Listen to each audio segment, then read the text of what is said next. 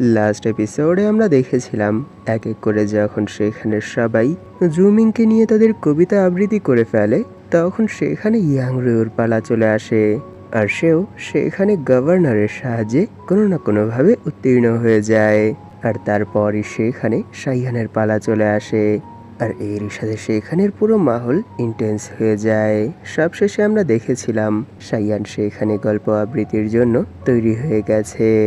এই এপিসোডের শুরুতে আমরা দেখতে পাই তার আশেপাশের সকলেই বলাবলি করছে যে মিস্টার শাইয়ান, কেন আপনি এখনো এদিক ওদিক হাঁটাহাঁটি করছেন? অনেকক্ষণই তো হয়ে গেল আপনি সেই পেয়ালা উঠিয়ে দাঁড়িয়ে আছেন, এখনো কেন কিছুই বলছেন না? প্লিজ দ্রুত আপনি আপনার কবিতা আবৃত্তি শুরু করে দিন, কারণ আমরা আপনার সেই কবিতা শোনার জন্য অধীর আগ্রহে অপেক্ষা করছি। এইসব শুনে শাইয়ান সেখানে এক ইসমাইলের সাথে বলে, আর একটু অপেক্ষা করুন, আমি এতক্ষণে এখানে একটা ছোট্ট প্রাণী খুঁজছিলাম, আর আমি সেটা পেয়েও গেছি যার সাথে মিস্টার জুমিং এর তুলনা করা যাবে। তাই অনুগ্রহ করে আর একটু অপেক্ষা করুন। এটা বলে সে সেখানে ভাবতে শুরু করে, আমি এত সময় এখানে থাকার পর যে জিনিসটা জানতে পেরেছি যে এই ওয়ার্ল্ডে এমন অনেকগুলো সাহিত্য আছে যেগুলো আমার রিয়েল ওয়ার্ল্ডের সাথে সাদৃশ্যপূর্ণ, কিন্তু আমি নিশ্চিত এই ওয়ার্ল্ডের মধ্যে সেই রাইটারের লেখা কোনো কবিতাই নেই। এতটুকু ভেবেই সে সেখানে এক ব্যাঙের দিকে ইশারা করে বলে, আমি এখানে সেই ব্যাঙটিকে বাছাই করেছি যার সাথে মিস্টার জুমিং এর তুলনা করে একটি কবিতা আবৃত্তি করব। এটা বলে সে সেখানে ভাবতে শুরু করে, আমি নিশ্চিত যে আজ পর্যন্ত এই ওয়ার্ল্ডের মধ্যে এমন কোনো কবিতাই আবৃত্তি হয়নি যেই কবিতা আমি এখন এইখানে তাদেরকে শোনাতে যাচ্ছি। আর এমনিতেও জুমিং এর মতো ব্রেন যেই পার্সনের কাছে আছে সেই পার্সনকে ব্যাঙের সাথে তুলনা করলেও হয়তো ব্যাঙের ইনসাল্ট হবে। আরেকটা কথা, যে যদি কোনো না কোনোভাবে এই ওয়ার্ল্ডের কোনো সাহিত্য অথবা কবিতার সাথে আমার বলা এই কবিতার কোনো একটা অংশ মিলে যায়, তাহলে আমি তাদের কাছে এর জন্য ক্ষমা চেয়ে নেব। আর আমি নিশ্চিত যে যদি আমি এখানে ওনাদের কাছে এর জন্য ক্ষমা চেয়ে নেই, তাহলে ওনারা আমাকে ক্ষমা করে দেবেন। আর এর সাথে এখান থেকে আমাকে বেরও করবেন না। আর যখন সেখানের অডিয়েন্সরা তার কথা শোনে যে সে এইখানে ব্যাঙের সাথে মিস্টার জুমিং এর তুলনা করতে চলেছে, তখন তারা সেখানে এক এক করে চিল্লাতে চিল্লাতে বলে, কি এটা কি করে হতে পারে? সে এখানে মিস্টার জুমিংকে একটা ছোট্ট ব্যাঙের সাথে তুলনা করবে বলেছে। সত্যি এটা তো অনেক আপত্তিজনক। সে এমন কথা এমন প্লেসে কি করে উচ্চারণ করতে পারে? আর এই সব শুনে ইকুই সে এখানে অনেকটা শক হয়ে বলে, কি সে এখানে মিস্টার জুমিংকে ব্যাঙের সাথে তুলনা করে অপমান করার চেষ্টা করছে? কেন আর কোন সাহসে সে এরকম প্লেসে এরকম কিছু বলার সাহস কি করে পেল? আর পাশ থেকে গানপো বলে, সত্যি আমার তো তার অ্যানাউন্সমেন্ট শোনার পর থেকেই শরীরটা শিহরে উঠছে। নিশ্চয়ই এই সময় মিস্টার জুমিং তার সেই কথার জন্য অনেক বেশি রেগে গেছেন। আর সেখানে গভর্নর এক অদ্ভুত এক্সপ্রেশনের সাথে ভাবতে শুরু করে যে হ্যাঁ, আমিও মানছি যে মিস্টার জুমিং একটা ব্যাঙের মতোই দেখতে, কিন্তু এর মানে এই না যে সে জনসম্মুখে তার সম্পর্কে এমন কথা বলবে। তখনই পাশ থেকে ইয়াং রুই বলে, মিস্টার শাইয়ান, আমি বুঝতে পারছি না যে কেন আপনি এখানে মিস্টার জুমিং সম্পর্কে এমন কথা বললেন। এটা বলেই সে আবার তাকে মাইন্ড টু মাইন্ড কন্ট্যাক্ট করে বলে যে সত্যিই আমি বুঝতে পারছি না যে তুমি হঠাৎ করে এমন কিছু কেন করেছো, আর কেনই বা তুমি এখানে মিস্টার জুমিংকে প্রভোক করেছো। তুমি কি জানো যে এই সময় মিস্টার জুমিং কতটা রেগে গেছেন? নিশ্চয়ই এরকম সিচুয়েশনে গভর্নরও আমাদেরকে আর সাহায্য করতে পারবেন না। এটা শুনে শাইয়ানও তাকে মাইন্ড টু মাইন্ড কন্ট্যাক্ট করে বলে, তোমাকে এই বিষয়ে টেনশন করতে হবে না, কারণ আমি এখানে যা বলছি সব কিছুই বুঝে শুনে বলছি। আর এই সিচুয়েশনটাকেও আমি খুব সহজেই হ্যান্ডেল করে নেব, ঠিক আছে? আর তখনই আমরা সেখানে মিস্টার জুমিংকে দেখতে পাই। তিনি এই সময় রেগে আগবাবুলা হয়ে যাচ্ছিল, যার জন্য ওনার বডি থেকে ওনার অরাও লিক হচ্ছিল। তখনই তিনি সেখানে অনেকটা রেগে বলে, কি সে এখানে আমাকে একটা ছোট্ট ব্যাঙের সাথে তুলনা করছে? তাকে এরকম কিছু বলার সাহস কে দিয়েছে? জুমিংকে এতটা রাগতে দেখে তার জামাই সেখানে তাকে শান্ত করার চেষ্টা করে আর বলে, প্লিজ আপনি একটু অপেক্ষা করুন, কারণ আমি জানি যে মিস্টার শাইয়ানের মতো একজন পার্সন শুধু শুধুই এমন কোনো কথা বলবেন না। নিশ্চয়ই তিনি এখানে এমন এক কবিতা আবৃত্তি করবেন যেটা আমাদের সবাইকে মুগ্ধ করে দেবে। তাই প্লিজ একটু ধৈর্য ধরুন আর ওনাকে ওনার কবিতাটা সম্পন্ন করতে দিন। এইসব বলে সে সেখানে ভাবছিল, সত্যি আমি জানি না যে তিনি এখানে আসলে কেমন কবিতা আবৃত্তি করতে চান, যার জন্য তিনি আমার শ্বশুর মশাইকে একটা ছোট্ট ব্যাঙের সাথে তুলনা করছেন। এখনো আমার ওনার ওপর পুরো বিশ্বাস আছে যে নিশ্চয়ই তিনি এখন এখানে এই ব্যাংকে নিয়েও এমন এক কবিতা আবৃত্তি করবেন যেটা আমাদের সবাইকেই মণিমুগ্ধ করে দেবেন। তাই প্লিজ মিস্টার সাইয়ান, আমি আপনার উপর অনেক ভরসা করছি, আমাকে ডিসঅ্যাপয়েন্ট করবেন না। তখনই সেখানে সাইয়ান তাদের সবাইকে শান্ত করে বলে, মিস্টার জুমিং, এখন আমি এখানে আপনাকে সেই কবিতাটা শোনাতে যাচ্ছি যেই কবিতার মধ্যে আমি আপনাকে ব্যাঙের সাথে তুলনা করতে চলেছি। তাই প্লিজ একটু ধৈর্য সহকারে শুনুন। এতটুকু বলতেই সেখানে তার ফেসে এক ব্যঙ্গ হাসি চলে আসে, আর এর পরের মোমেন্টেই সে তার কবিতা আবৃত্তি শুরু করে দেয় যে আমি বাঘের মতো এই নদীর ধারে একাই বসে আছি, আমার আশেপাশে আমাকে বিট করার মতো আর কেউ নেই। তাকে এত দ্রুতই তার কবিতা শুরু করতে দেখে সেখানে সবাই অনেকটা শক হয়ে বলে, কি সে তো কেবলই এই বিষয়বস্তুটা চুজ করেছে, আর এরই সাথে সে এখানে তার কবিতাও শুরু করে দিয়েছে। এটা দেখে সেখানে জুমিং এর জামাই অনেকটা শক হয়ে যায়, আর সেখানে জুমিং নিজেকে একটু শান্ত করে বলে যে ঠিক আছে, তোমার কথা রাখছি, চলো দেখা যাক যে সে এখানে কোন ধরনের কবিতা আবৃত্তি করে।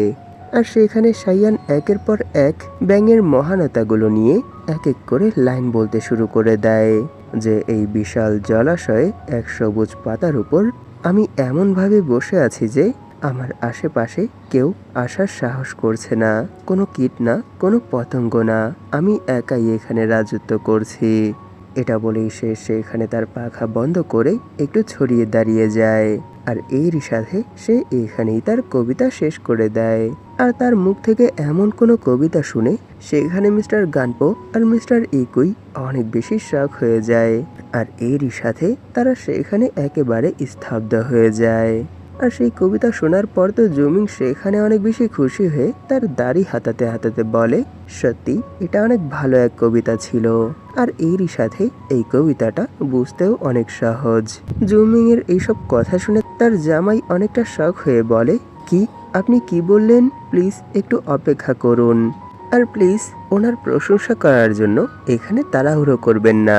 এটা বলেই সে সেখানে সাইয়ানকে জিজ্ঞেস করে যে প্লিজ মিস্টার সাইয়ান, আমায় এটা একটু খুলে বলুন যে বর্ষার সময় যদি আমি আমার মুখ না খুলি তাহলে আমার আশেপাশে কোনো কীট পতঙ্গই তাদের ডানা মেলার সাহস পাবে না, এর মানে কি?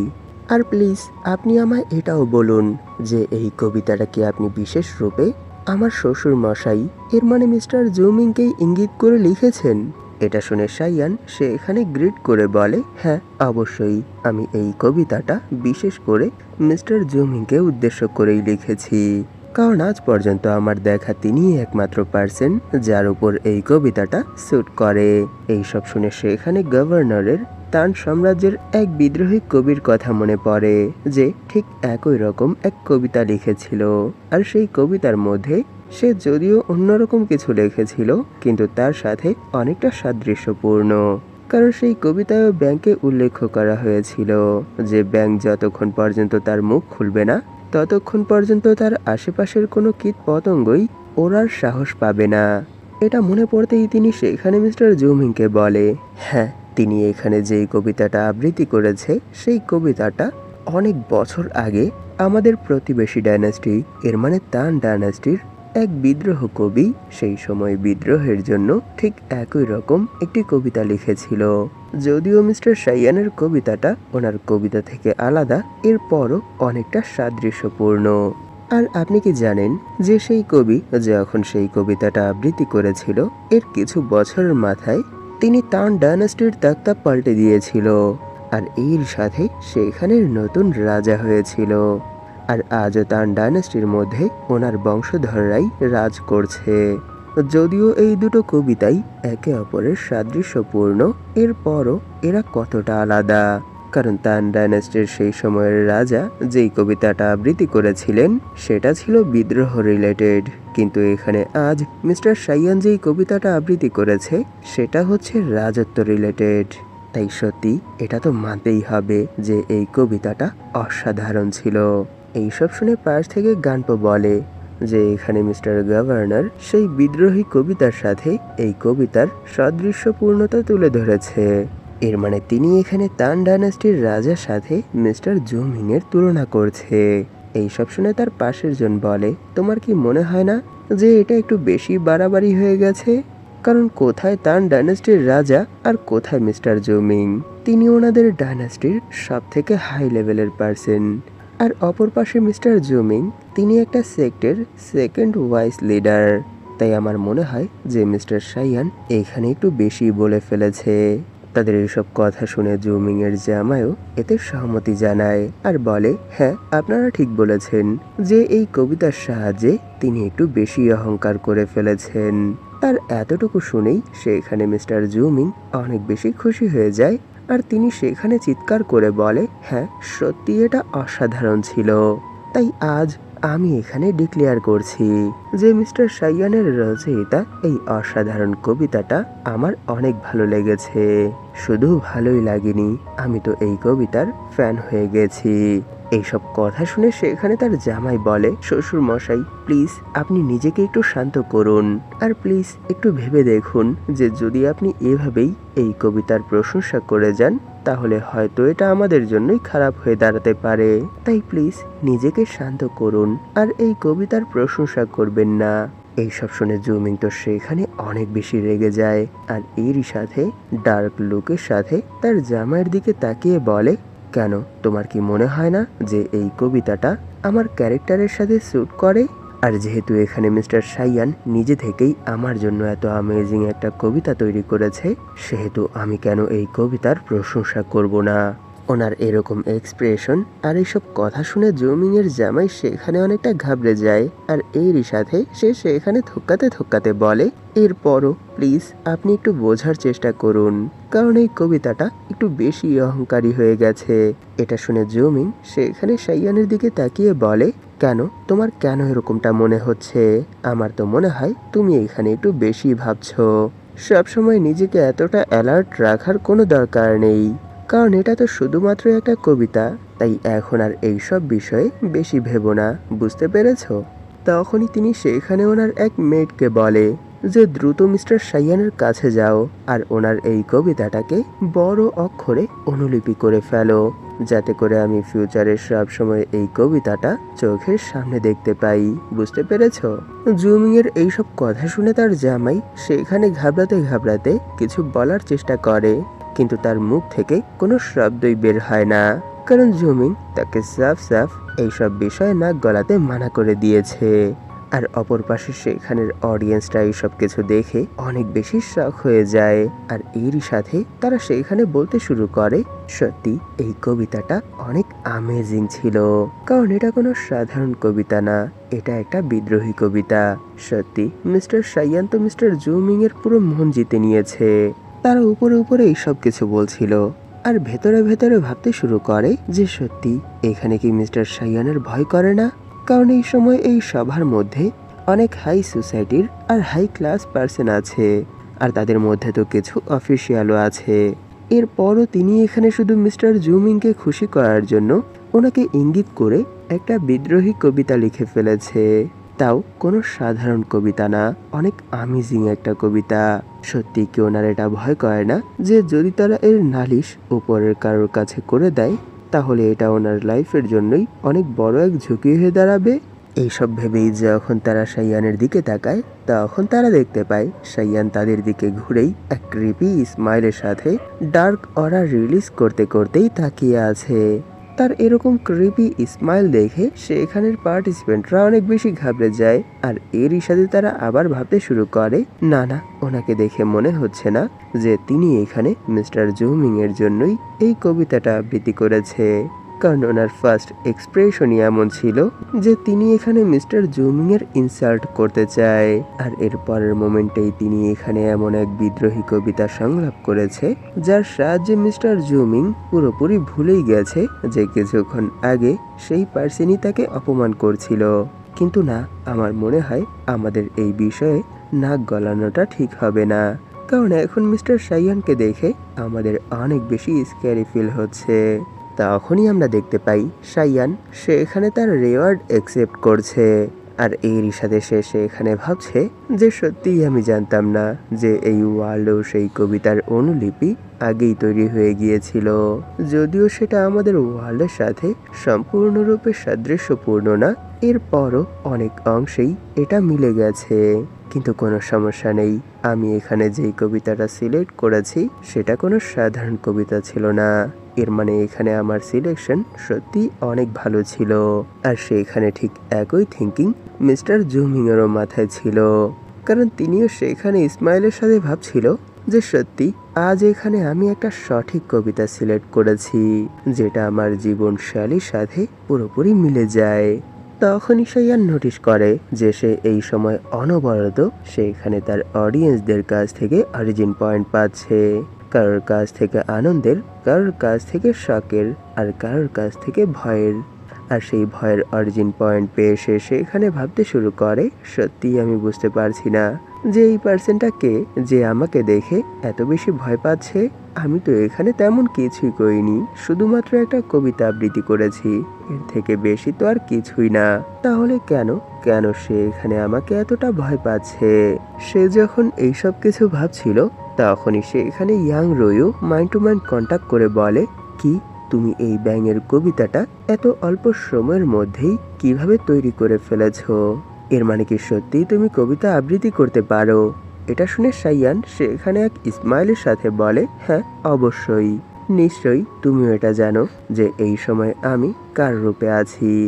আর সেই পার্সনের নাম সব থেকে বেশি ফেমাস কোন জিনিসের উপর, সেটা হলো সাহিত্য চর্চা। তাই যদি আমি এখানে একটা ছোট্ট গল্পই না তৈরি করতে পারি তাহলে আমি কিসের সাইয়ান? আর সেখানে মিস্টার গভর্নর অনেকটা চিন্তিত হয়ে ভাবতে শুরু করে, সত্যি এখনো এখানে জুমিং নিজের উপরই অনেক বেশি অহংকার করছে আর নিজেকে অনেক বড় মনে করছে।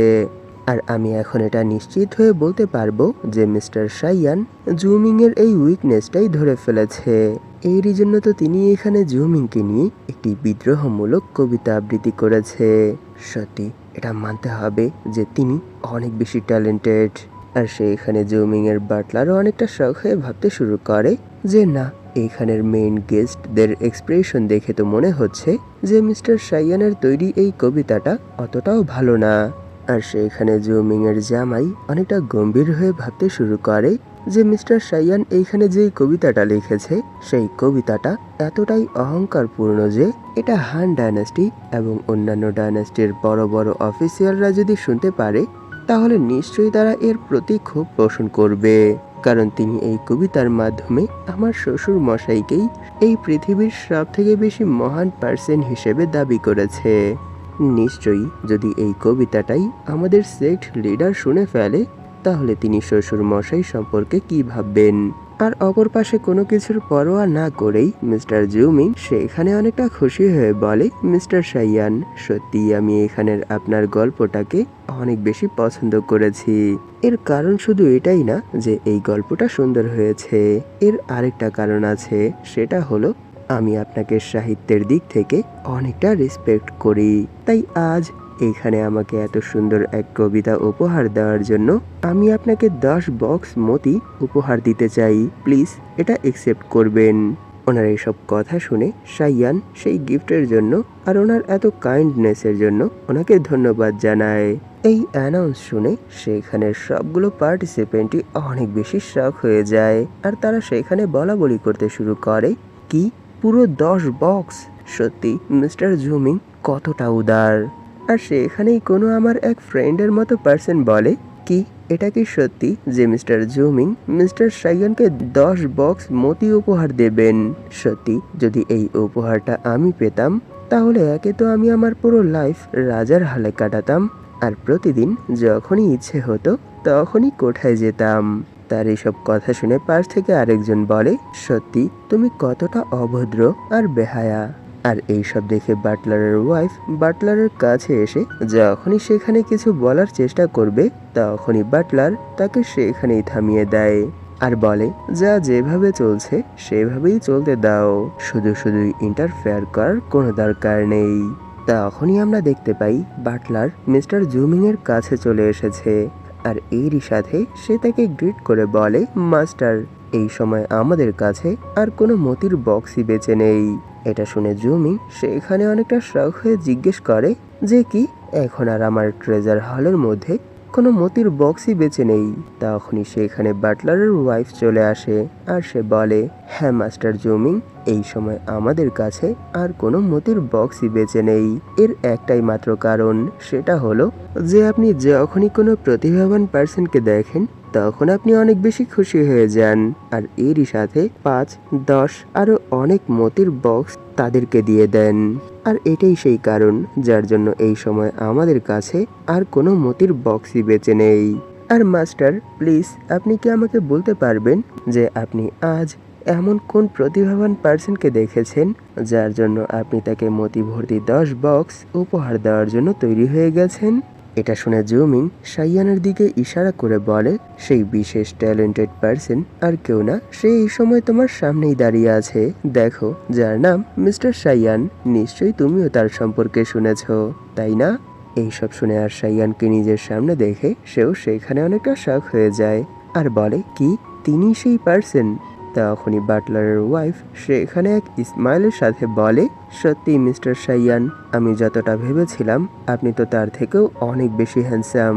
আফসোস, যদি আমি বিবাহিত না হতাম তাহলে নিশ্চয়ই আমি আপনার সাথে ডেটে যেতাম।